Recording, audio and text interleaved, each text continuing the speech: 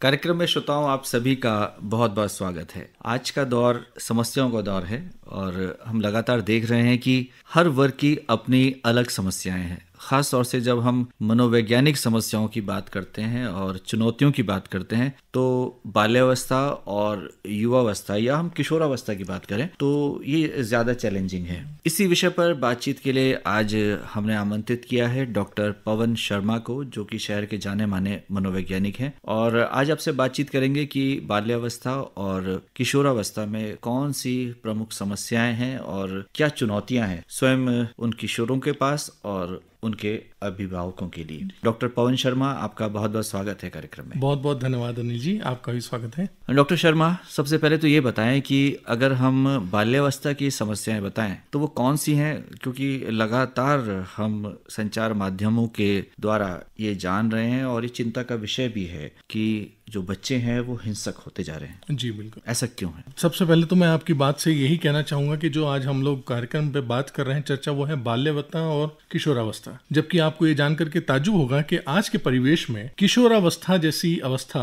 प्राय कह लीजिए लुप्त हो गई है, क्योंकि आज जो बच्चा है वो बाल्यावस्था से सीधे ही वयस्क हो रहा है। इसलिए सबसे बड़ी चुनौती ये है कि जो बाल्यावस्था से एक कदम आगे बढ़ा के वो किशोरावस्था में आता था, जहां पर वयस्क और बचपने का संगम होता था, वो लगभग पूरी तरह से गायब हो गया है। आजकल बच्चा छोटा बच्चा रहता है, उसके बाद से सीधे वयस्क हो जाता है और इसी आपाधापी में वो तालमेल कर पाना बड़ा मुश्किल हो पाता है। वो बच्चे अपने आप को ना बड़ा समझ पाते हैं ना छोटा समझ पाते हैं, तो उनकी आइडेंटिटी है के लिए उनकी पहचान, इस पे सवाल आ जाता है। वो बच्चे अपने आप को बच्चा भी नहीं कह पाते, वो अपने आप को बड़ा भी नहीं कह पाते हैं, क्योंकि हमारा आज का परिवेश उनको किसी मानों में कहता है तुम बच्चे हो, भी तुम अभी छोटे हो, तो वो कहते हैं ठीक है हम छोटे हैं। और कुछ परिवेश में उनसे कहा जाता है अब तुम बड़े हो चुके हो, अब तुमसे ये उम्मीदें हैं, अब तुम्हारे साथ ऐसी संभावनाएं होनी चाहिए। तो इन कंफ्यूजन को लेकर के आज के बच्चे बहुत परेशान हैं और उनको अपने व्यवहार और अपनी पहचान को लेकर के बहुत कश्मकश है और वो ये नहीं समझ पा रहे हैं कि उनको किस तरह से अपना वातावरण रखना है और किस तरह से अपने परिवेश को रखना है कि या तो वो छोटे बन के रहें और या फिर वो बड़े बन के रहें। तो असल में किशोरावस्था ये कह सकते हैं कि एक संगम होता है जहां पे बचपन और बड़ेपन में दोनों का मेल मिलाप होता है और गलती की जहां गुंजाइश बहुत ज्यादा होती है। लेकिन आज वो नहीं हो जाने के कारण हर कोई अपने बच्चों को परफेक्ट मान रहा है और वो कोशिश कर रहे हैं कि बच्चे परफेक्ट हो। तो उस परफेक्ट की वजह से इतना तनाव हो रहा है, उतनी परेशानियां हो रही हैं कि बच्चों के अंदर अब पेशेंस जैसी चीज नहीं बच रही है। तो ये कहीं ना कहीं आक्रामकता को रूप दे रहा है, इसलिए वो आजकल आक्रामक हो रहे हैं। सोचिए अभी कुछ दिनों पहले ही अगर एक खबर आई है कि चौथी कक्षा का बच्चा अपने सहपाठियों के साथ अपने एक सहपाठी को 108 बार कंपास से हमला करता है, तो उसकी मनोविकृति कहां तक पहुंच रही होगी। जब वो उस कंपास का शायद ठीक से प्रयोग करना भी अभी नहीं जानते हैं, लेकिन उन्होंने उसको एक तरह से हथियार की तरह से इस्तेमाल करा और उसका ये भी नहीं जाना कि हश्र क्या होने वाला है। तो ऐसी मनोविकृति यकीनन आजकल बहुत परेशानी हो रही है और बच्चों के पास जिस तरह से सूचनाएं आ रही हैं वो बहुत खतरनाक है। एक बात तो आपने बताई कि जो आक्रामकता है इसके पीछे कारण क्या है, इसके अलावा और कौन सी समस्या है? चीजों को ठीक से ना समझ पाना। असल में वो खुद को और अपने आसपास के जो सराउंडिंग है, एनवायरनमेंट है या रिश्ते हैं या दोस्ती है, उसको वो नहीं पहचान पा रहे हैं। खास तौर से आजकल बच्चों को एक ही चीज पता होनी चाहिए कि उनकी पहचान आजकल एक विद्यार्थी जीवन की तरह से है। वो विद्यार्थी हैं, इसका मतलब होता है सिर्फ सीखना सीखना सीखना सीखना सीखना और गलतियों से भरपूर होता है, उनको गलती करने की गुंजाइश भी मिले। लेकिन आज के बच्चे विद्यार्थी में विद्यार्थी ना होकर के फैशन, लाइफस्टाइल, सेलिब्रिटी का एक जीवन या इस तरह की चीजों की तरफ आकर्षित हो रहे हैं कि वो असल में अपना जो परिवेश है या रोल है या उनका जो इस वक्त का एक कार्यकाल है वो भूल करके दूसरे जीवन जी रहे हैं। इसलिए वो एक भ्रम में जी रहे हैं। जी, और एक जब से सोशल मीडिया आया है तो अपने को एक्सप्रेस करना चाहते हैं और अनेक रूपों में अपने को एक्सप्रेस करना चाहते हैं, लोगों के सामने ये जताना चाहते हैं कि वो भी कुछ हैं। तो इस आपाधापी में गलतियां भी वो कर रहे हैं बहुत ज्यादा, क्योंकि आजकल सोशल मीडिया की वजह से ये हो रहा है कि कोई व्यक्ति खुद कुछ हो या ना हो, लेकिन उसको सोशल मीडिया में ये दिखाना पड़ता है कि वो कुछ है, अपनी प्रेजेंस वो दिखाना चाहता है। जी बिल्कुल। और खास तौर से उनको अपने आसपास के लोगों की पहचान या पसंद का ना कोई इतना ध्यान रखते हुए उनको ये देखना पड़ता है कि मेरे साथ जो फॉलोअर्स जुड़े हुए हैं या मेरे ग्रुप में जो लोग जुड़े हैं उनको वो मेरी पोस्ट या मेरी जो भी उन्होंने सोशल मीडिया पे पोस्टिंग करी है वो पसंद आ रही है या नहीं आ रही है। यानी वो थोड़ी थोड़ी देर में ये लाइक्स भी देखना पसंद करते हैं कि ये लाइक हो रही है या नहीं हो रही है। और यदि नहीं हो रही है तो आपको जान करके ताज्जुब होगा कि वो बच्चे डिप्रेशन तक में चले जाते हैं कि मेरी किस पोस्ट को किसी ने पसंद नहीं करा। तो ये एक छोटी सी बात है कि सोशल मीडिया को उन्होंने वास्तविक दुनिया बना रखा है, जबकि वो एक आभासी दुनिया है। डॉक्टर पवन शर्मा, अब हमारे श्रोताओं को ये बताएं कि इसमें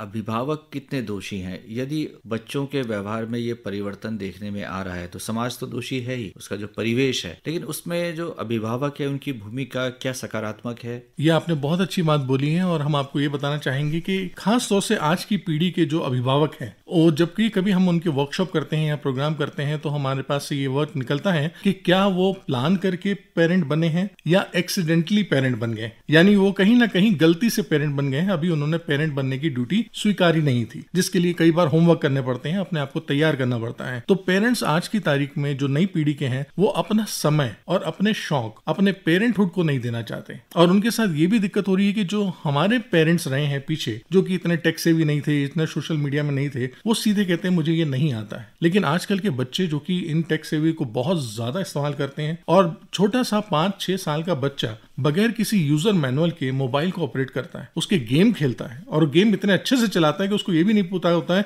कि कौन से बटन से क्या काम करना होता है। गेमिंग के कोई इंस्ट्रक्शन नहीं पड़े, लेकिन वो गेम अच्छे चला रहा होता है। तो इतनी ज्यादा टेक्नोलॉजी और बिल्कुल ही टेक्नोलॉजी ना होने के बीच की पीढ़ी आज के अभिभावक हैं। और ये अभिभावक ना ही ऊपर जाकर के ये बोल पाते हैं कि हमें कुछ नहीं आता, और ना ही नीचे जाके ये बोल पाते हैं हमें सब कुछ आता है। तो कहीं ना कहीं वो इन दो पार्टों के बीच में फंस रहे हैं और उनको लगता है कि जब हम अपना समय सारा कुछ निकाल देंगे, दे देंगे, तो हमारे शौक कहाँ जाएंगे। तो उन शौक के चक्कर में अपनी जो पेरेंटिंग की जिम्मेदारी है वो पूरी तरह से नहीं निभा पा रहे हैं। तो कहीं ना कहीं हमारे बच्चों के लिए जो रोल मॉडल है वो अपने अभिभावक ना होकर के या तो समाज से बाहर या मीडिया या सोशल मीडिया या मूवी या इस तरह के कोई दूसरे लोग बन गए हैं, और उन्हीं की वजह से वो उन्होंने अपना जीवन उनके जैसा बनाने की कोशिश करी है, बजाय अपने वास्तविक माँ बाप को देखते हुए। जी, जैसे कि आपने कहा कि इसके बाद की जो अवस्था है उससे हम किशोर अवस्था कहते हैं, और वो कहीं विलुप्त सी हो गई है, सीधे बच्चे वयस्क हो रहे हैं। तो आप जानना चाहेंगे कि जो किशोर अवस्था की समस्याएं हैं या युवाओं की समस्याएं हैं वो महत्वपूर्ण है, और वही उनके जीवन की नींव पड़ती है। अगर कहें कि वो किस दिशा में जाना चाहते हैं, क्योंकि वही एक युवा या किशोर फैसला करता है कि किस दिशा में वो जाना चाहता है, चाहे वो कैरियर की बात हो या अन्य बात है। बिल्कुल। तो एक स्वयं की पहचान का अभाव, ये सबसे बड़ी समस्या देखने में आ रही है, और वो फिर वो पहचान वो देखता है अपने आभासी दुनिया में। आपका क्या मानना है? हाँ, देखिए, जिस तरह से एक पेड़ बढ़ता है, तो पेड़ जब बढ़ता है तो वो जो तना रूपी मजबूती आती है, वो एक तरह से हमारे मानव जीवन में किशोर अवस्था है। तो तना आज की तारीख में मजबूती का ना ध्यान देकर के लोग और समाज, इवन पेरेंट तक, खुद कोशिश करने लगते हैं कि फलदार कब होने वाला है, यानी उसको समय ना दे करके वो कहते हैं कि सीधे सीधे अब ये फल देना शुरू करे। और ऐसी ही चीजें उसको सोशल मीडिया या बाहर के समाज से मिलती हैं। तभी आज की तारीख में 5th और 6th क्लास, 5वीं-6ठी कक्षा के बच्चों तक में रिलेशनशिप और ब्रेकअप जैसे इश्यूज आने लगे हैं, जबकि अभी वो रिश्तेदारी या रिश्ते को ठीक से समझ भी नहीं पाते हैं कि ये रिश्ता होता क्या है, और रिश्ते निभाने हैं तो उसके प्रति उनकी जिम्मेदारियां क्या हैं। रिश्तों की समझ है ना, उसका महत्व पता है। जी बिल्कुल, उसमें रोल भी नहीं पता है कि रिश्ता है तो क्यों है और हम रिश्ते में क्यों हैं। उनको माँ बाप ने अगर बता रखा है तुम्हारे भाई हैं और बहन है, तो वो उनको ये पता है भाई बहन है, लेकिन भाई बहन के लिए क्या करना है ये पता नहीं है। और इस वजह से आज के बच्चे माँ बाप को सिर्फ एक तरह से अपनी जरूरत को पूरी करने का साधन समझते हैं। माँ बाप की तरह से उनको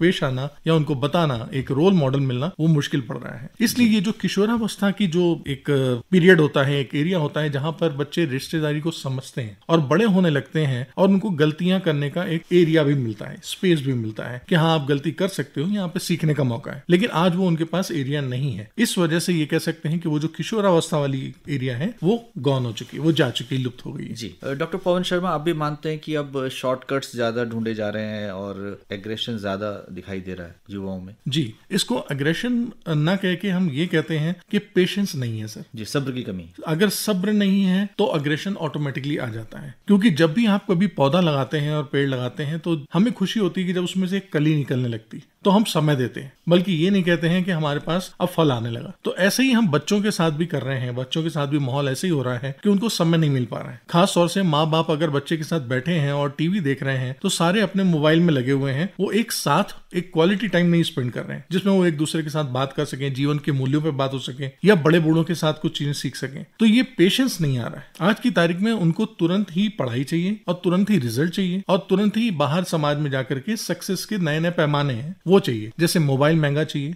गाड़ी मोटरसाइकिल हो तुरंत चाहिए, या आपकी जो एक्सेसरीज हैं वो आजकल पैमाने बन गई हैं सफलताओं का, और अपनी ऊंची पदवी को दिखाने का। इस वजह से आज की तारीख में बच्चे स्कूल में जाकर के पढ़ाई में एक दूसरे से कंपटीशन करने के बजाय कपड़े, जूते या फैशन, इन चीजों को पैरामीटर बना रहे हैं कंपटीशन करने का। और उसमें वो जो नीचे होता है उसको इतना बुली कर दिया जाता है या उतना उसको परेशान कर दिया जाता है कि कई बार वो तृप्त होकर के, इतना परेशान होकर के आत्महत्या जैसे कदम भी उठा लेता है, जबकि उसको ये नहीं पता होता है कि ये चीजें उतना मायने नहीं रखती हैं, आगे जीवन में बहुत सारे मौके आएंगे। तो क्या इसके पीछे मोबाइल और इंटरनेट की अधिकता या अतिरेक जिसे हम कहते हैं वो है? यकीनन है, क्योंकि मोबाइल और इंटरनेट से हमारे पास सूचनाएं बहुत आती हैं। आमतौर पे हमारा मस्तिष्क दिन भर में 60,000 विचार पैदा करता है, और ये विचार वो होने चाहिए जो कि हमारे अंदर से जिज्ञासा के आना चाहिए। लेकिन अभी मोबाइल और इंटरनेट की वजह से ये हो रहा है कि हमारे पास सूचनाएं बॉम्बार्डिंग हो रही हैं, वो इतनी ज्यादा हो रही हैं जिसपे हमारा काबू भी नहीं है। और ये भी आपको बताते हुए मुझे अच्छा लग रहा है कि जो बच्चे आजकल,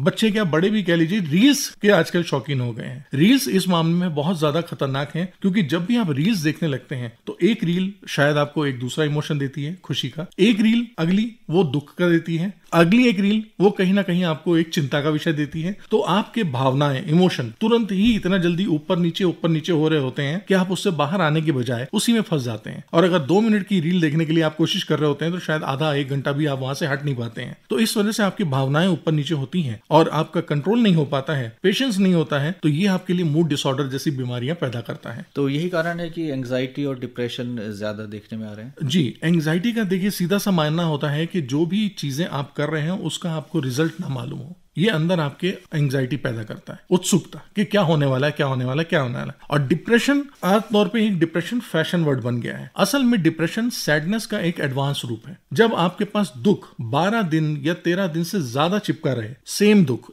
वही दुख, तब डिप्रेशन में वो कन्वर्ट होता है। लेकिन आज अगर हम किसी को थोड़ा सा भी उदास देखते हैं तो दूसरे के मुंह से निकलता है, अरे तुम डिप्रेस से लग रहे हो। तो ये फैशन सा हो गया है कि किसी को छोटी सी किसी बात पे उदासी भी हुई तो उसको हम डिप्रेस की श्रेणी में डाल देते हैं। और डिप्रेशन को देखते हुए जैसे ही उसके सिम्टम्स पूछे जाते हैं, आज बच्चे जब गूगल में देखते हैं या कहीं सर्च करते हैं कि डिप्रेशन के क्या क्या सिम्टम्स होते हैं, उनको लगता है ये सारे हमारे अंदर हैं, तो वो उस अवस्था को अपने साथ चिपका के रख लेते हैं और अपने साथ एक पहचान बनाते हैं, आई एम डिप्रेस्ड। और जब वो आई एम डिप्रेस्ड कहते हैं तो उससे जुड़ी हुई सारी पहचान वो पीछे हो जाती है और वो डिप्रेशन को सार्थक करने के लिए सारे वही हरकत करते हैं जो लोगों को बता सकें कि जी हाँ मैं डिप्रेस्ड हूं। क्योंकि इसके पीछे कहीं ना कहीं एक इरादा अटेंशन लेने का होता है कि हम कहीं से अटेंशन ले सकें, हम लोगों की सिंपैथी ले सकें या लोगों का ध्यान अपनी तरफ आकर्षित कर सकें। तो उसके लिए हम इसको एक टूल की तरह से इस्तेमाल करते हैं। जैसे कि मोबाइल और इंटरनेट की अधिकता हम देख रहे हैं, तो ये भी देखा जा रहा है कि अपराध जो है उससे लगाव भी हो रहा है और